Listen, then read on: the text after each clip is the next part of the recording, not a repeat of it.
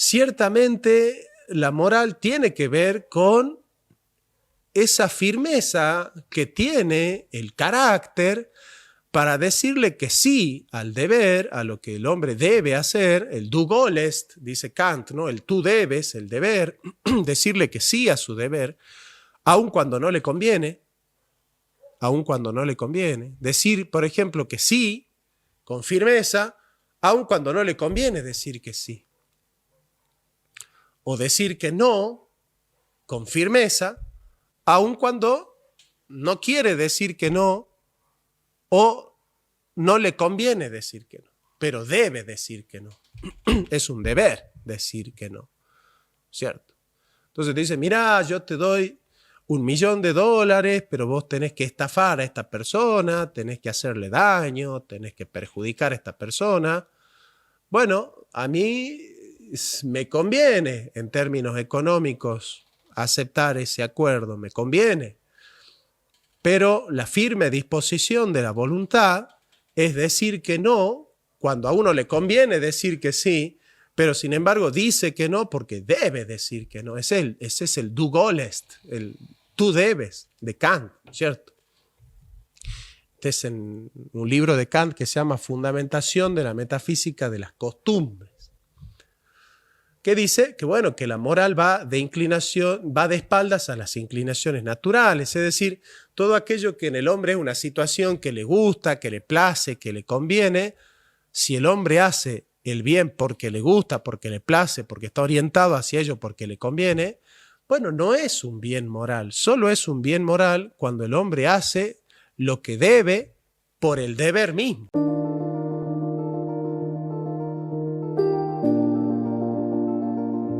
La filosofía está hecha para conocer la verdad, pero no una verdad que cierra, sino una que abre caminos. Si todos piensan lo mismo, es porque nadie está pensando.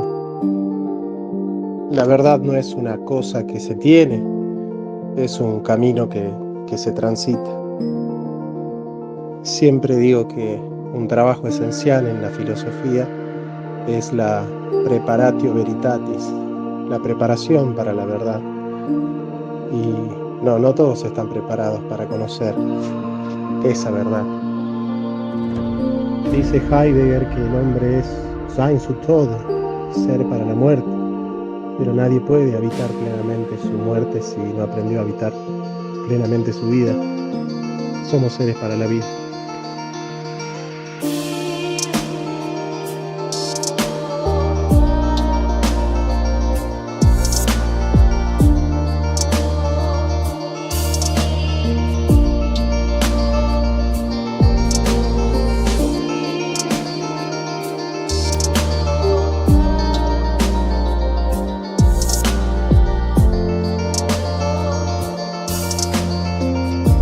Bueno, vamos a comenzar con la temática. Sí, yo quiero que estén atentos.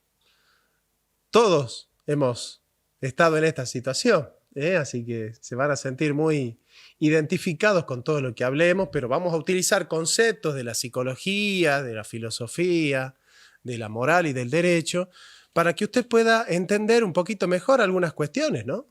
Por ejemplo, ¿cuál es la diferencia entre carácter, personalidad y temperamento? Bueno, temperamento viene de temperatura.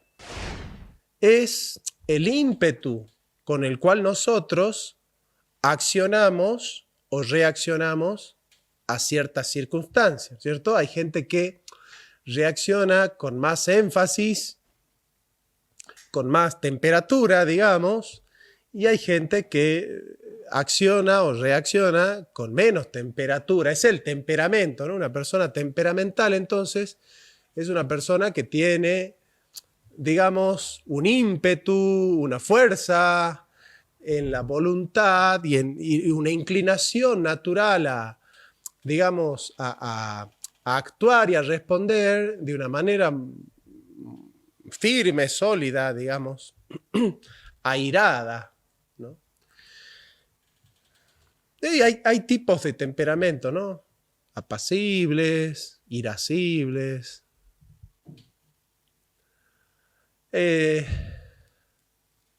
reflexivos. Después tenemos el carácter, que es la fuerza de la voluntad con respecto al sí y al no. O sea, mientras que el temperamento es el ímpetu,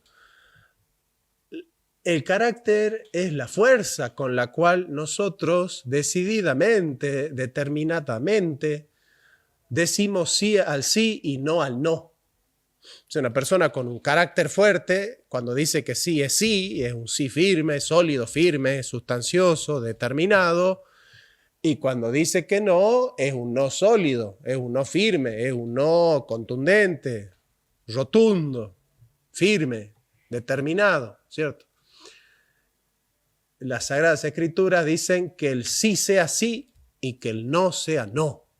Así es la fuerza de la voluntad, la determinación de la voluntad con respecto al sí y al no. Digamos, si una persona tiene firmeza para decir que sí, cuando quiere, desea y debe decir que sí, tiene mucho carácter.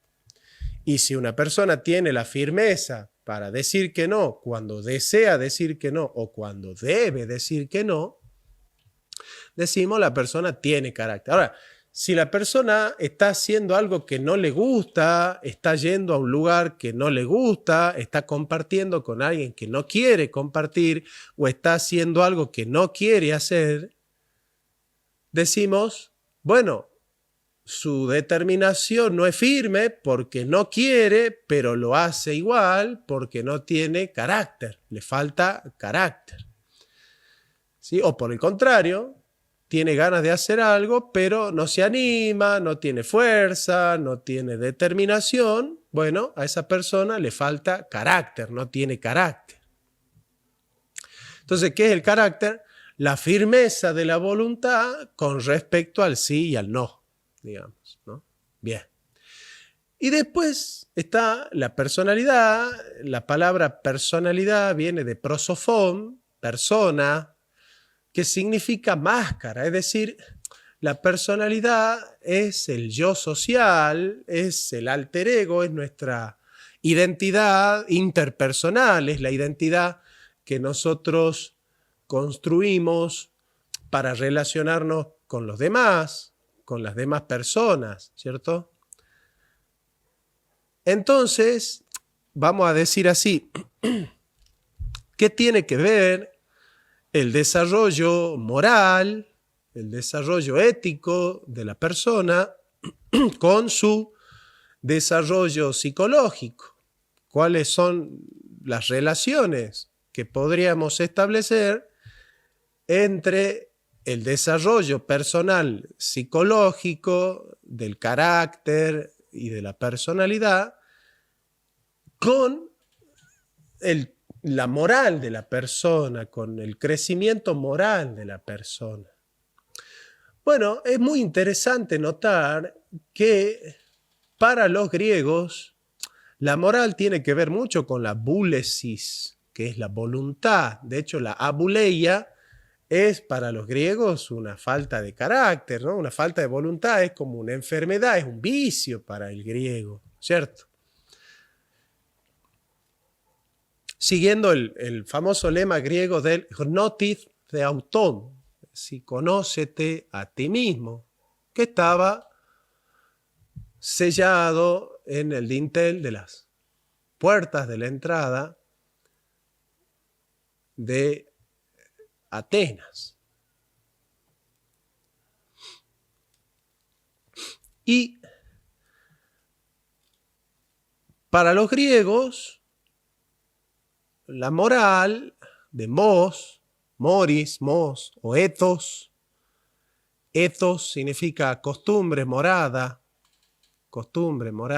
conducta, una conducta que a través de la costumbre se hace la morada de la vida, ¿no? Se hace el hobios, es una manera de vivir. Todos somos zoon, tenemos zoe, vida, somos vivientes, animales, animados, vivientes, pero no todos tenemos el mismo estilo de vida, la misma calidad de persona, ¿sí? Todos somos personas, nadie es más persona que otro, pero sí hay mejores personas, ¿sí? No todos son iguales en términos morales. Todos somos iguales en términos ontológicos, es decir, todos tenemos la dignidad de ser personas humanas. Esa es nuestra dignidad ontológica, que es absoluta e inalienable, es decir, nadie puede perder su dignidad ontológica, ¿no es cierto? Pero lo que sí se puede perder, porque hay una proporción, es decir, un más y un menos, es la dignidad moral de la persona. La dignidad moral de la persona puede ser cuantificada según una proporción jerárquica de valores, ¿cierto? Sí, si la vida es un valor, bueno, es mejor persona la persona que respeta la vida que la persona que no la respeta. Si la libertad es un valor, bueno, es mejor persona aquella persona que respeta la libertad que aquella otra persona que no la respeta, ¿cierto? Y se identifica la moral con la virtud. La palabra virtud en griego se dice arete, arete. Y la palabra virtud viene de viril, que significa fuerza. Acá ya tenemos algo que ya nos remite de canto así derechito a nuestra definición del carácter. ¿Se acuerdan que nosotros ya dijimos que el carácter es la fuerza de la voluntad, es el poder de la voluntad, es la voluntad de poder que tiene la voluntad, diría Nietzsche, ¿no? Con respecto al sí y con respecto al no, digamos, ¿no? Entonces, una persona con voluntad de poder, es decir, con carácter, con firmeza, con arete, bueno, identifica el sí es sí y el no es no. Entonces, cuando dice que sí, es un sí firme, sólido, determinado, y cuando dice que no, es un no firme, sólido, determinado. No anda fluctuando, no anda flexible, ¿no es cierto?, tambaleando en las decisiones, que hoy sí, mañana tal vez no, después quizá tampoco, pero capaz que sí, capaz que no, o sí por un rato y no después, y ahora no, pero capaz que después sí. Bueno, esas fluctuaciones del carácter y de la voluntad impiden el desarrollo moral. Si una de las características fundamentales del desarrollo moral en la psicología es justamente la firmeza en la voluntad. Entonces, decir que sí, que sea sí, y decir que no, que sea no. Que el sí sea sí, que el no sea no. Esta definición de la firmeza de la voluntad implica también la noción de justicia, según, por ejemplo, Ulpiano, ¿no? Porque para Ulpiano la justicia es la firme, la constante, la perpetua, la sólida, la determinada voluntad de darle a cada uno lo suyo, de darle a cada uno su derecho. Entonces, ahí tenemos que la firme voluntad, la firmeza de la voluntad de poder, el carácter, la virtud, la arete, es importante para el desarrollo de la moralidad de la persona, ¿no es cierto? Porque la conducta de la persona está consolidada, ¿no es cierto?, por lo que conoce el intelecto y por lo que quiere la voluntad. El intelecto es la capacidad que tiene el principio operativo, la capacidad que tiene el ser humano de conocer la verdad. Está, digamos, el intelecto está orientado, está así como inclinado, ¿no es cierto?, está como tendido a conocer la verdad. Fue creado para eso, fue diseñado el intelecto para la verdad, para conocer la verdad. El intelecto es cabe verdad, digamos. En cambio, la voluntad, volo, ¿no? No querer es nolo, querer es volo, voluntas. La voluntas, la voluntad, la boulesis en griego, es la capacidad que tiene el ser humano de querer el bien, está orientada hacia el bien. Nosotros cuando queremos algo, lo queremos bajo la ratio bonis, bajo la razón de bien. Es decir, aunque nosotros hagamos algo que socialmente es malo, o convencionalmente es malo, o naturalmente es malo, siempre vamos a motivarnos, siempre vamos a vernos inclinados a querer eso que nosotros deseamos en función de un bien que nos causa, ya sea la satisfacción de una necesidad, un capricho, un deseo, pero hay un bien que me mueve, ¿no? Ese es un bien desordenado, es un bien subjetivo, pero es un bien. A mí lo que me mueve es el bien. Por ejemplo, si yo robo, a mí no me mueve el daño que causo al otro, sino el bien que me produce a mí quedarme con lo ajeno, quedarme con lo que yo necesito. O sea, siempre me mueve la ratio bonis, el bien que me produce. Ahora, hay un bien objetivo y ordenado, que es cuando el bien es íntegro, cuando coincide mi querer con la dignidad de los otros. Ese es un bien objetivo, jerárquico, bien ordenado. Y después está el bien subjetivo, que es desordenado, que no es íntegro porque no coincide mi deseo con la plenitud moral del otro, no coincide lo que yo deseo con el bienestar de los demás, con una ley universal de la máxima de la voluntad, ¿no es cierto? De la máxima que mueve a la voluntad. Entonces, ciertamente la moral tiene que ver con esa firmeza que tiene el carácter para decirle que sí al deber, a lo que el hombre debe hacer, el du golest, dice Kant, ¿no? El tú debes, el deber, decirle que sí a su deber, aun cuando no le conviene, aun cuando no le conviene. Decir, por ejemplo, que sí, con firmeza, aun cuando no le conviene decir que sí. O decir que no, con firmeza, aun cuando no quiere decir que no, o no le conviene decir que no, pero debe decir que no. Es un deber decir que no, ¿cierto?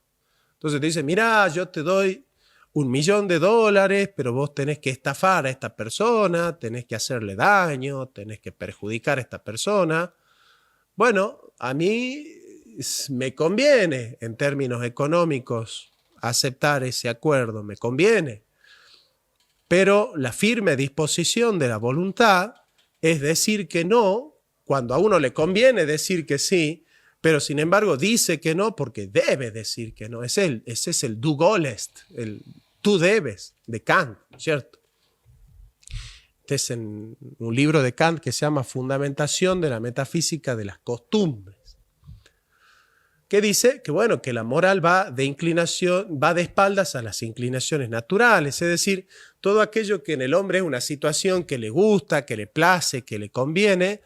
Si el hombre hace el bien porque le gusta, porque le place, porque está orientado hacia ello, porque le conviene, bueno, no es un bien moral, solo es un bien moral cuando el hombre hace lo que debe por el deber mismo.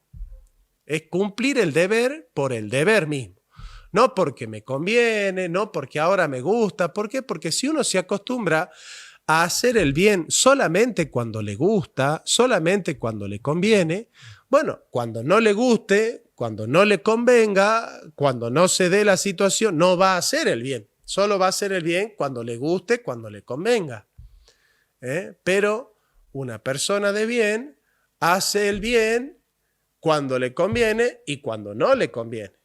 Cuando le gusta y cuando no le gusta. Siempre hace el bien, trata, su máxima moral es la de obrar siempre el deber por el deber mismo, ¿no? Entonces, la máxima de la moral, según Kant, es obra de tal manera que aquella máxima que mueve a tu conducta, que que te da el por qué tú debes hacer eso, pueda convertirse en un tú debes para todos. O sea, el tú debes particular que se convierta en tú debes universal. Es decir, obra de tal manera que la máxima que mueve a tu conducta individual pueda convertirse en máxima universal, en máxima para todos, ¿cierto? Y cuando una persona no tiene la firmeza en el carácter, no tiene la firmeza en la voluntad para hacer lo que debe hacer y evitar lo que debe evitar, o no hacer lo que quiere hacer y evitar lo que no quiere hacer, esa persona va viendo lesionada su integridad psicológica, esa persona se va horadando en su dignidad moral, ¿cierto? Si una persona está padeciendo, por ejemplo, violencia en su familia, ¿cierto? Está padeciendo violencia psicológica, violencia física, violencia verbal, violencia económica, violencia, ¿no? Violencia simbólica, violencia. Si una persona sabe lo que está bien y lo que está mal, y sin embargo, en su pasividad permite que los demás practiquen el mal con esta persona, si una persona permite que los demás nieguen su derecho, que los demás no sean justos con esta persona, que no tengan un trato justo y humano, sino un trato injusto e inhumano, que no les reconozcan su derecho, entonces esta persona, por más que no está obrando activamente el mal, está siendo cómplice del mal y está viendo horadada su dignidad moral, está perdiendo su dignidad moral. Lo que termina sucediendo con esta persona, en esa famosa frase que ahí en las orillas de los barrios siempre se escucha, ¿no? Así bien, una frase bien así de las villas de Salta, esta frase que dice: ah, no, yo soy buenita, yo soy buenito, soy así muy cordial, muy paciente, muy tranquilo, muy sereno, muy buenito, hasta que me hacen enojar, y una vez que me han hecho explotar, que me han hecho estallar, bueno, ahí ya arde Troya, se dice, ¿no? Ya me desenfreno, me descontrolo, me deschaveto, se me salta la cadena, ¿no es cierto? Son expresiones vulgares, ¿no? Acá de Salta, se me salta la cadena y yo, bueno, soy una persona que voy a infringir el mal a aquellos que me hicieron explotar. ¿Ah? Voy a hacer que, como diría el general Perón, que trone el escarmiento, ¿cierto? Es decir, Perón decía, vamos, ahora va a tronar el escarmiento, decía, ¿no? Entonces, esta persona que vive esa situación, vive en una situación muy curiosa porque pasa de padecer el mal y padecer la injusticia a cometerla. La persona dice, no, yo dejo que me golpeen, que me roben, que me maltraten, que me ninguneen, que me basuren, que me pisoteen. Yo dejo pasar, pueden pasar meses, días o años. Y yo me dejo hacer cosas porque, bueno, yo soy así, buenito, buenita, y me dejo hacer cosas hasta que estallé, exploté, rebalsó la olla y ya empiezo a romper todo y a mandar todo a la miércoles, como se dice, y a romper todo y a estallar y ya se me explota y me pongo violento o violenta, ¿no? Entonces, esa persona que piensa que eso es una virtud, porque eso es lo curioso que pasa, ¿no? En algunas personas que consideran que esa manera de ser, que es tolerar la injusticia para luego estallar y darse el permiso de cometer la injusticia, no es una persona virtuosa. No es una persona virtuosa, ¿por qué? Porque primero por el vicio carece de la virtud, de la firmeza, y por otro lado después porque cuando estalla carece de la prudencia y de la moderación. Ya pierde la prudencia y la moderación, entonces por debilidad, por el vicio del defecto, cuando padece la injusticia, no acciona de manera justa, impidiendo esa injusticia, y después, cuando se cansa de sufrirla, la infringe a los demás sin freno alguno, sin moderación alguna, sin miramientos algunos, pierde el control, pierde la razón, pierde los estribos, el quicio. ¿Vieron que se dice, esta persona está desquiciada? Bueno, salió del quicio. El quicio es el camino a seguir, ¿no? Entonces una persona que ha perdido el quicio es desquiciado, ¿no? Está fuera de camino, desencajado, ¿cierto? Entonces esta persona no tiene voluntad de poder, no tiene virtud, no es una persona virtuosa porque pasa de permitir que los demás practiquen el mal con esta persona a después estallar y practicar el mal con las otras personas. ¿Sí? No actúa con su derecho cuando están infringiendo el mal y después no actúa con justicia porque infringe una venganza hacia aquellos que maltrataron a la persona. Y una persona justa no actúa. Una persona justa es una persona con firmeza de carácter y no permite que la traten mal. ¿Sí? No lo permite, pero lo hace siempre con elegancia, porque la desmesura, en griego la palabra desmesura es hybris, o se escribe ibris o ubris. Esa es la desmesura, y una persona desmesurada no es elegante. Y una persona con firmeza y con virtud es una persona elegante, ¿sí? Una persona que nunca pierde la elegancia. Entonces es muy interesante una persona que tiene la firme voluntad de no perder la elegancia y que con elegancia siempre pone límites para no padecer injusticias y tampoco cometerlas, ¿no es cierto? Entonces, cuando una persona recibe muchas injusticias, su carácter no es firme, entonces su firmeza se va horadando, se va minando su voluntad, ¿no es cierto? Se va minando su voluntad. Cuando se va minando su voluntad, permite y naturaliza ciertas relaciones que no son debidas, que no son sanas, que no son virtuosas, que no nos ayudan a crecer, que no nos estimulan al crecimiento, al desarrollo, ¿cierto? Entonces siempre van a haber así relaciones que son tóxicas, que no nos hacen crecer, que no nos permiten el desarrollo, y sin embargo nosotros las naturalizamos a esas relaciones.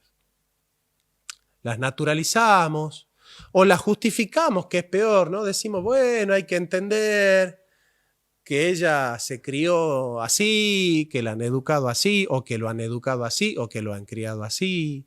Hay que entender su vida, su pasado, su vivencia, su personalidad. Hay que justificar, hay que entender que esta persona, bueno, tiene razones para ser violenta, tiene razones para ser tóxico, tiene razones para ser desagradable, tiene razones para ser mentiroso, para ser, bueno, así, ¿no? Entonces, empezamos a buscar artilugios para justificar la inmoralidad, para justificar la indecencia, para justificar la falta de criterio o la falta de elegancia, ¿no es cierto? Entonces, una persona virtuosa es una persona que tiene una firme voluntad. Entonces, cuando se da cuenta que alguien está obrando de manera injusta, en vez de permitir que se vaya minando su autoridad, su moral y su personalidad, su carácter, para luego estallar y cometer injusticia con aquellos que han cometido injusticia con esta persona, corta de raíz esa cuestión y dice, mira, esta no es una conducta que yo pueda permitir. No puedo permitir esta conducta.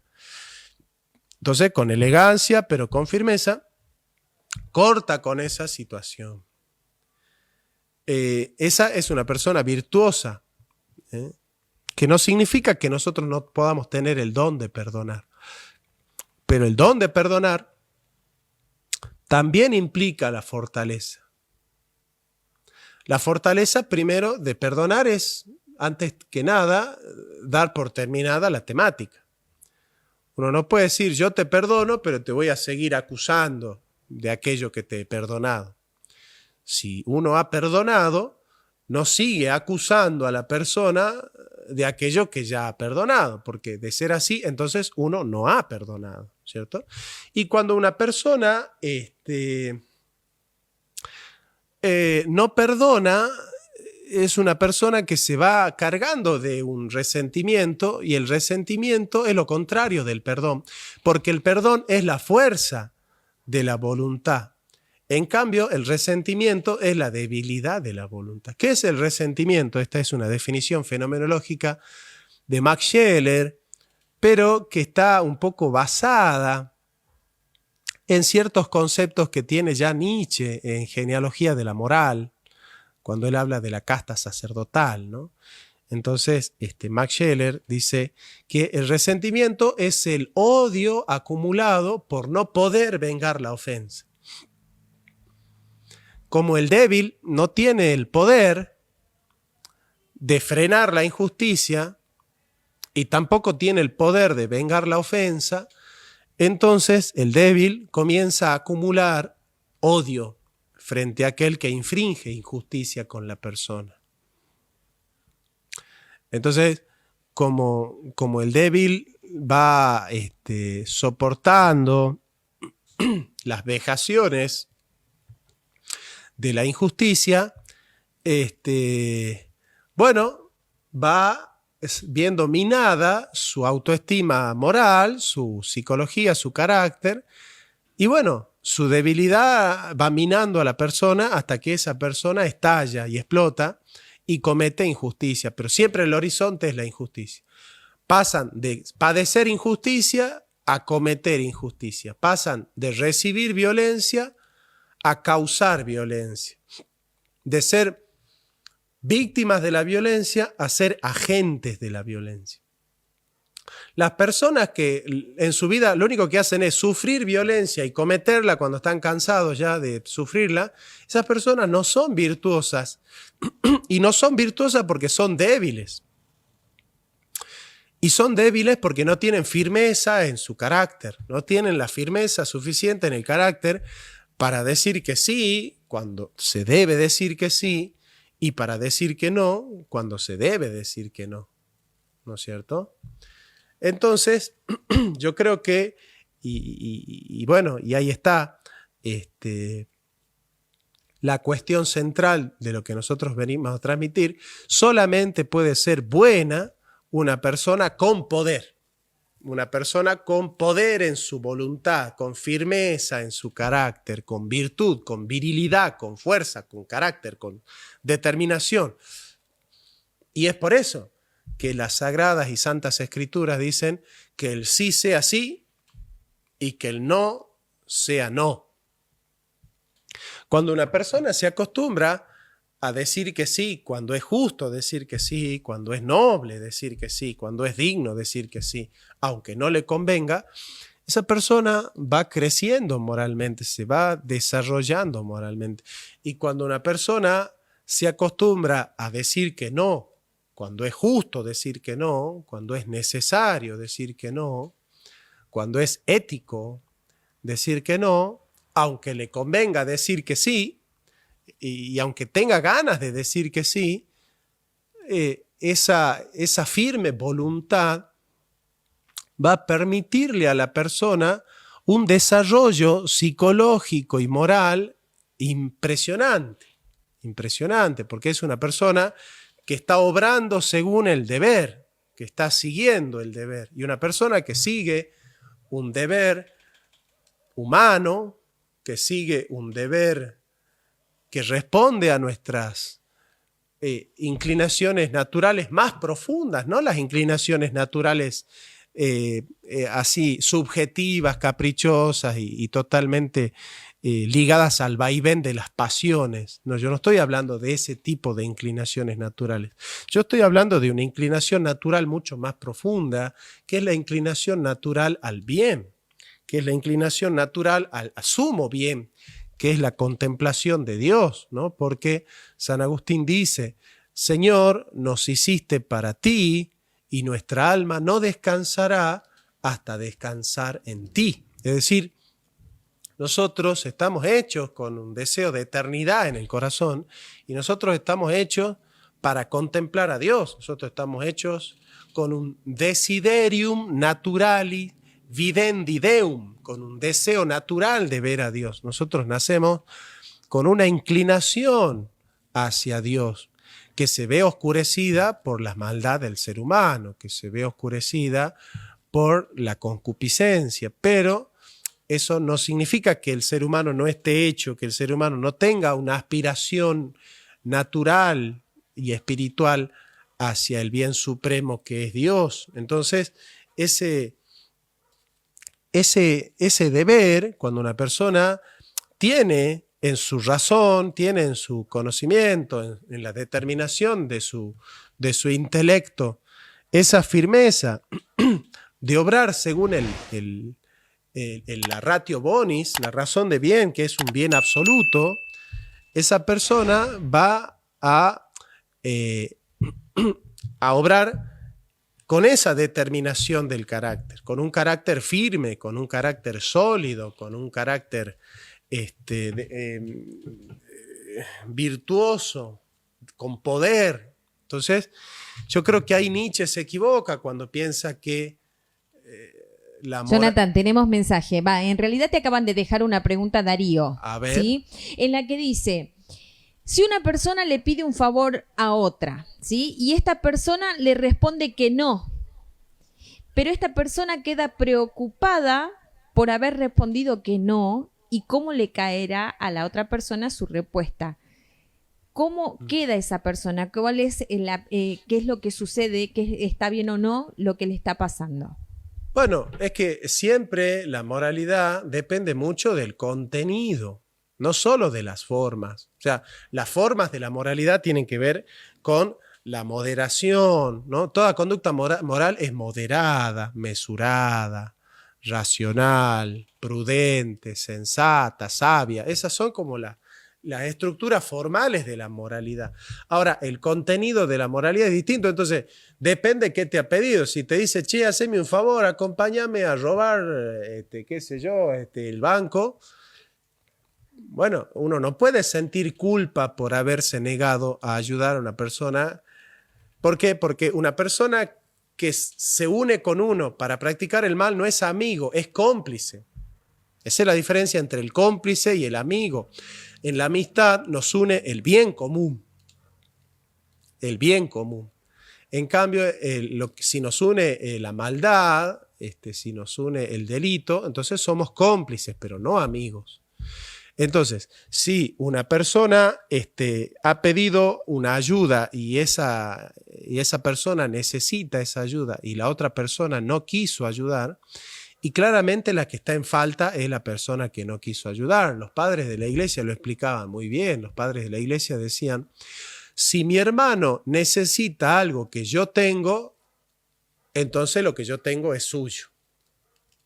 Es suyo, no me pertenece. Entonces, si yo tengo 2 camperas y mi hermano no tiene ninguna, hay una campera mía que no es mía. Hay una campera mía que es suya, porque su necesidad hizo su propiedad y su necesidad hizo su derecho. Entonces, como esa persona tiene esa necesidad y yo tengo la propiedad, mi propiedad es suya. ¿Por qué? Porque satisface la necesidad de esa persona.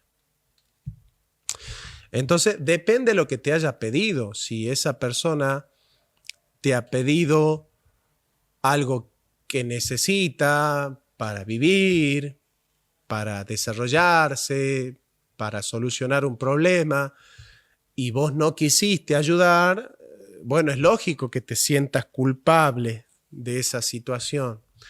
También sucede, por ejemplo, en el caso del perdón. Si yo obro mal con una persona y tengo la firme disposición de cambiar, yo pido perdón por esa conducta y yo estoy en falta frente al otro por esa conducta que yo realicé y que es incorrecta. Ahora, si yo cometí el error frente a la otra persona, pero yo no quiero pedir perdón, no quiero reconocer mi error frente a la persona y no quiero pedir perdón frente a la persona, el que está en falta soy yo, ¿no es cierto?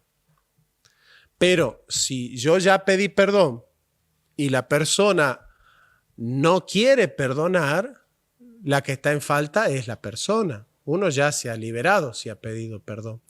Pero, y esto es algo muy interesante del perdón, uno no puede perdonar a alguien que no le ha pedido perdón. No existe eso de decir yo te perdono si la otra persona no te ha pedido perdón.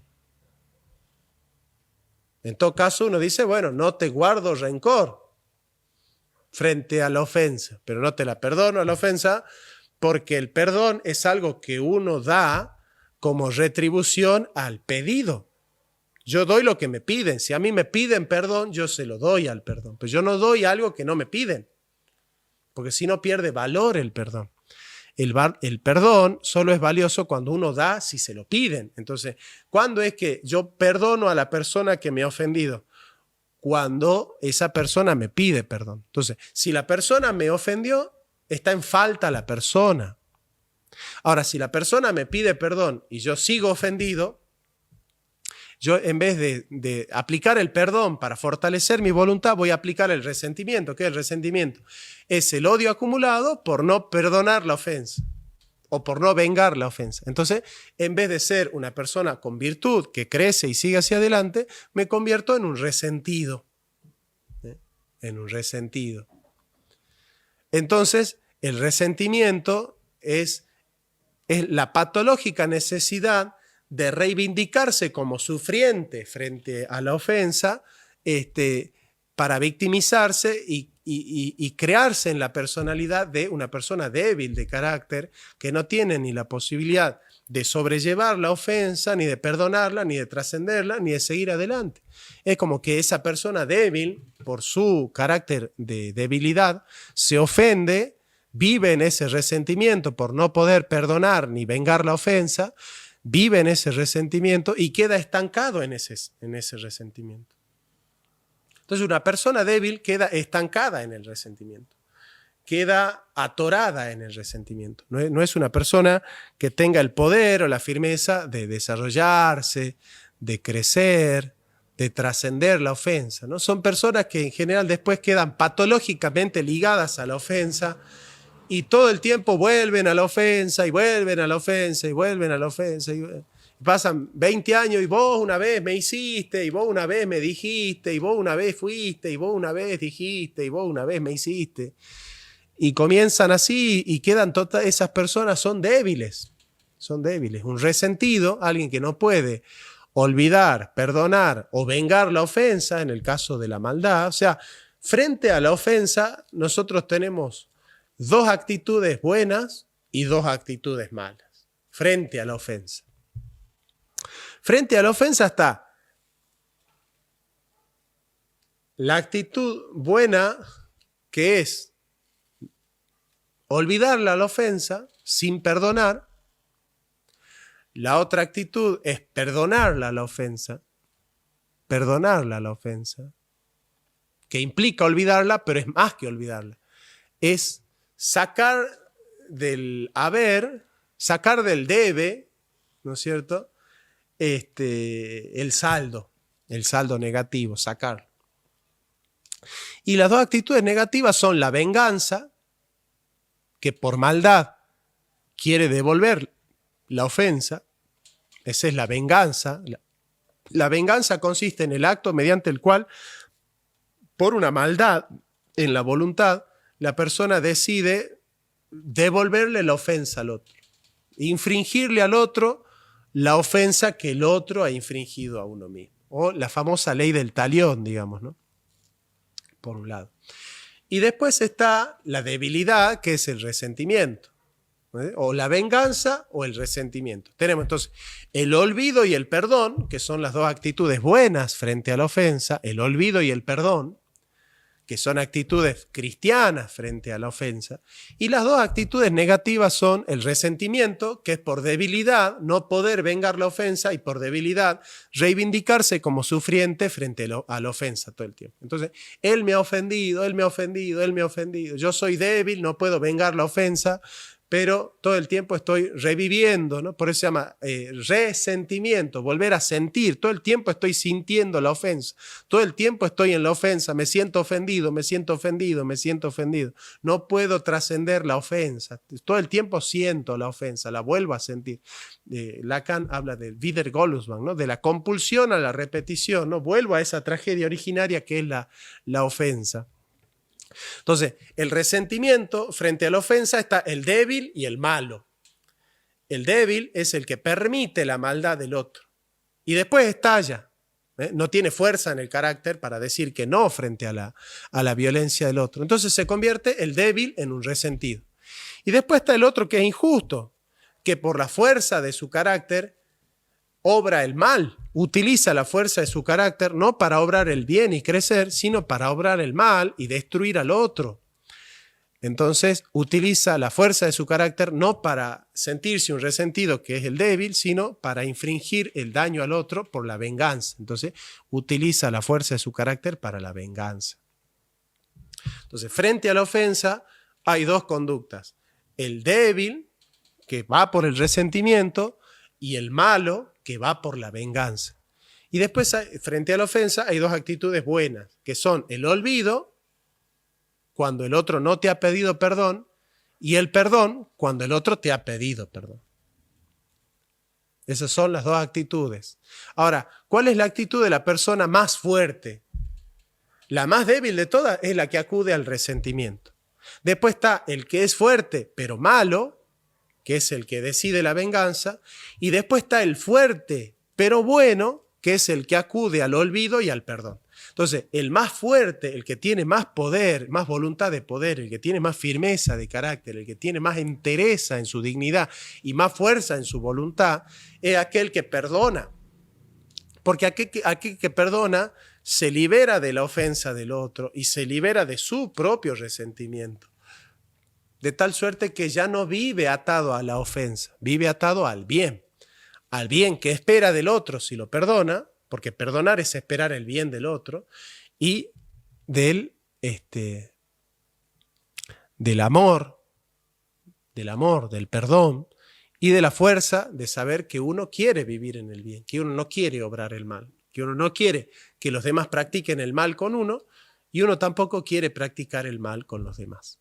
Y que si hay alguien que no lo entienda así, bueno, no podremos caminar juntos. Hasta que, si esa persona no lo entiende y no lo quiere entender, bueno, se aplicará la ley para que lo entienda. La ley sirve para una herramienta pedagógica para que algunos que no entienden por otras razones, a través de la ley puedan entender cuáles son las conductas debidas y las conductas indebidas. ¿No es cierto? Entonces, no sé si están disfrutando el programa, no sé si nos están viendo, ahí mándenos un mensajito, algo para saber. Bueno, hace mucho que nosotros en el programa no hacemos filosofía realmente, ¿no? Ustedes saben que yo tengo un canal de YouTube que se llama Jonathan Ramos, con J y TH, y en ese canal nosotros todo el tiempo estamos impartiendo este tipo de clases, ¿no? En YouTube, ahí en el buscador ponen Jonathan Ramos. Pero hace mucho que no hacemos filosofía, hace mucho que no compartimos con ustedes estas reflexiones filosóficas. Hace más de un año ya creo yo que no hacemos filosofía y es lindo para mí. Sí, Anita. Tenemos un mensaje en donde dicen: buenas noches, muy bueno tu programa, me gustaría consultarte qué se puede pensar acerca o decir acerca de la moral cuando hablamos de nuestros candidatos hoy por hoy. Son unos ladrones que lo único que han hecho es destruir nuestro país. Me pregunto, ¿la moral, sabrán lo que significa realmente? Bueno, todos tenemos conciencia de lo que está bien y lo que está mal. No es que Insaurralde no sabe cuando está robándole a los argentinos para comprarse un yate en Marbella, no es que él no sabe que está mal robar. Él sabe que está mal robar. Lo que pasa es que ellos se justifican. Dice, bueno, nosotros robamos que está mal, pero le damos al pobre. Nosotros ayudamos a los pobres, le damos platita a los pobres. Entonces, como nosotros le damos platita a los pobres, somos ladrones buenos. Después hay otros que son empresarios que en vez de darle platita a los pobres, se la quitan. Esos son ladrones malos. Entonces ustedes a nosotros nos tienen que perdonar porque somos ladrones buenos. Y nos tienen que votar. Porque hay dos posibilidades. O votan al ladrón malo, que es Milei, o al ladrón bueno, que es el kirchnerista. Entonces, nosotros los kirchneristas somos ladrones buenos. Nosotros robamos, pero ayudamos al pobre.